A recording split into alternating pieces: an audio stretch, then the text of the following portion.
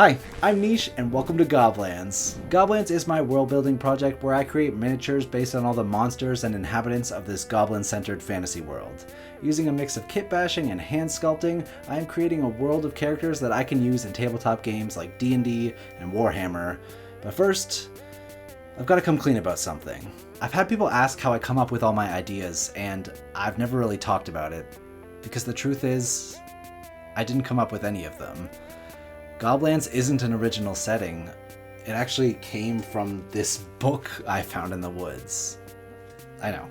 It just had so many cool pictures and descriptions, and the more I read, the more I felt compelled to make these creatures, like some unknown force was driving me.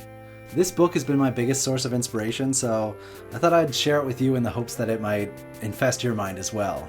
Oh. That was weird. I think I'll just read it. If you're reading this book, then you too have the misfortune of finding yourself in Goblands.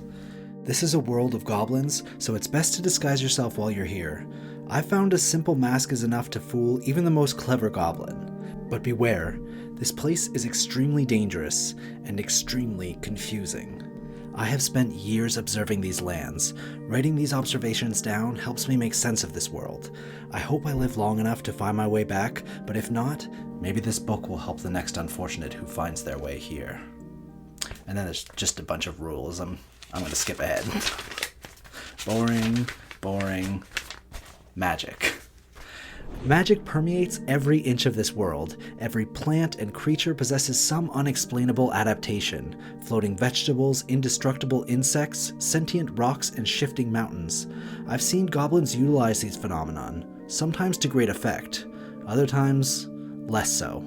It is my goal to document and illustrate as many of these magics as possible so that I too may utilize them, hopefully to better effect. One of the first magics I observed was a goblin's uncanny ability to achieve their goals despite all odds.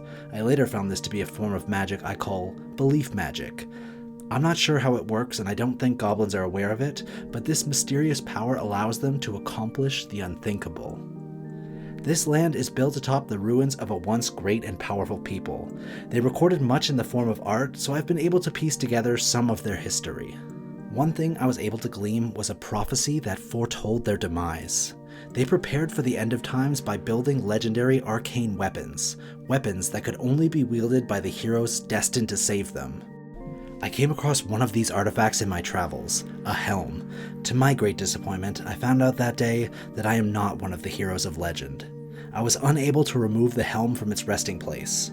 But my goblin guide Snickle picked it up without issue. He placed the oversized helm onto his head, and beams of light shot from his eyes. I couldn't believe it. He nearly collapsed the tomb we were exploring. And when I asked him how he was able to pick up the hero's helm, he said, and I quote, "Snickle is the greatest hero." I think in some way all goblins believe they're the heroes of legend, and their belief magic makes this true. Therefore, they're capable of bypassing magical barriers and wield all of these ancient artifacts without issue. A horrifying thought and a huge oversight on the enchanter's part. Never underestimate goblin belief magic. I have seen great and terrible magics performed in this world, but none more horrifying than that of the Swamp Mother. Only the most desperate souls seek the aid of this foul creature. I found a scroll buried deep within the vaults of a once great library. It told tale of a human witch who consumed hearts in order to prolong her life. In committing such an inhuman act, she lost her humanity. Her monstrous deeds turned her more monster-like with every passing year, until she was unrecognizable. I believe this to be the Swamp Mother, though I doubt she remembers this past. She's a simple creature now, driven only by greed. Her magic is primitive, but extremely dangerous. She should not be approached unless it is your last resort. This is my favorite idol I've made so far. I feel like I captured something beautiful and otherworldly with her.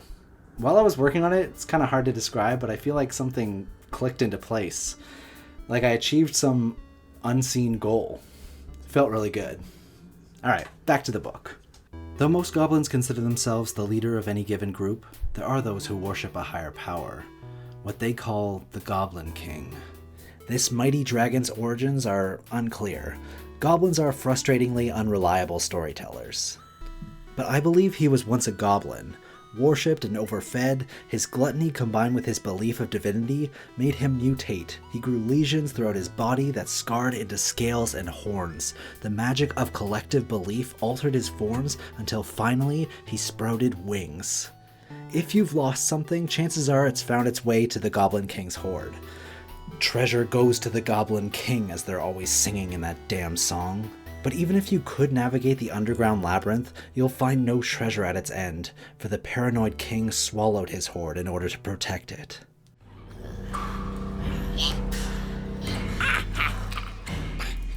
Shields, swords, great rewards, add it all to the great king's hoard. Add it all to the great king's hoard. Hunt, find, take what's mine. Down, down, down where the sun don't shine. Down, down, down where the sun don't shine. Baubles, rings, bring him things. Treasure goes to the Goblin King. Treasure goes to the Goblin King.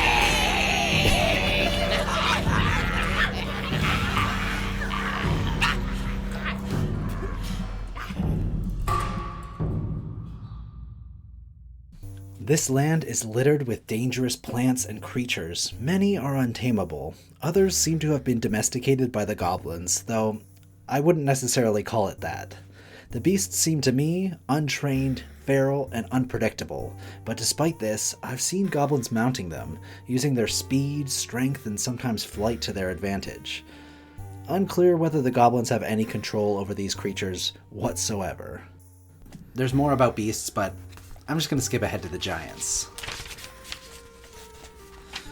In fields where armor lay scattered, acting as gravestones for the unburied fallen soldiers of war, the clay is unusually red. In this clay, a most peculiar plant grows. If left to mature, it will sprout leaves, and then it will pull itself out of the ground, its body resembling that of a giant. Its leafy protrusions are often mistaken for a crop and yanked on by an unsuspecting goblin. If this happens, the premature giant will unearth and eat the goblin for nutrients. They're not very intelligent creatures and seem to be driven entirely by their hunger, but this makes them trainable. I've observed them doing the bidding of goblins in exchange for food, but the goblins know that if they ever run out, they'll be next on the menu. But if you call that plant creature a giant, this next creature is a colossus. At first I thought it was just a trick of the light, a tower that seemed to be moving on the horizon. Then I heard the footsteps sounding like thunder, a giant of immense size wearing a tower like armor. Many goblins seem to live in the tower. It's a good source of protection, I suppose. They refer to the beast inside as the Grand High Wizard. I haven't seen the giant perform any feats of magic, but it does carry a flagpole like a wand. Perhaps it believes that it's magic? I only pray that it doesn't have the same belief magic as the goblins, then. And then there are trolls. Powerful but stupid creatures. They all seem fixated on standing guard, protecting something, whether that be treasures, passageways, or simply laying claim to a particular domain.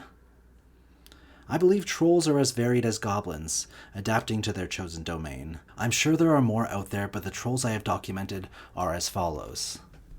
The Under Troll, found in the depths of the underground. Blind, most likely sensitive to the sun, has an acute sense of smell. I never found out what he was guarding. The Troll Ceratops, found within the lizard-infested jungles. Extremely aggressive, it won't hesitate to kill anything standing between it and its favorite plant-based food. When the sun hits just right, I see glimmers of gold near its homestead. I believe it's guarding some kind of temple. Tangled in the trees is an old sailing vessel. It's a mystery how it got up there, but the barrel troll has made this ship its home. It will throw explosives onto anyone who gets close. It's hard to say whether the barrel troll is more or less intelligent than its kin. It seems to have figured out how explosives work, though it takes very little precautions when handling them. I think it believes wearing the barrel will protect it. Like many denizens of the world, trolls value shiny objects. There are mineral deposits throughout the land, and few remain unclaimed by a troll. The crystal troll is a particularly fascinating case. Its attunement has enabled it to grow crystals from its own body. If this adaptation is supposed to act as armor, it's unclear how effective it would be, as crystals are quite brittle. While some trolls, like the crystal troll, remain dormant, others seem to take their domain with them. I observed a bridge troll who ripped its bridge from the earth in order to move about freely, maintaining watch over its domain. Perhaps there is an unseen magic binding them to their guardianship. Or perhaps it's just stubbornness. One consistent trait of trolls is this stubbornness. Unlike giants, trolls are much less willing to do the bidding of others. I believe they are usually tricked into standing guard, and once they make up their minds, there's no changing it. It would take a very powerful mage to make use of one of these creatures. I've only seen one such example, a terrible mountain troll carrying a caravan atop its back. I never got a good look at its master, but it didn't look like a goblin to me. And last I've only heard rumors about ancient goblin fables. If the rumors are true, then another sentinel stands guard high atop the treacherous mountain peaks. It is said that the great griffin troll guards a bridge leading to treasures unknown, but no one could climb those mountains and live. Besides, those stories are very old. If the great griffin troll is still alive, it would be hundreds of years old by now. I sent my idol of the Great Griffin Troll to Ramshackle Games in order to be cast in beautiful resin. I feel compelled to spread the story of Goblands all over the world, so stay tuned for that.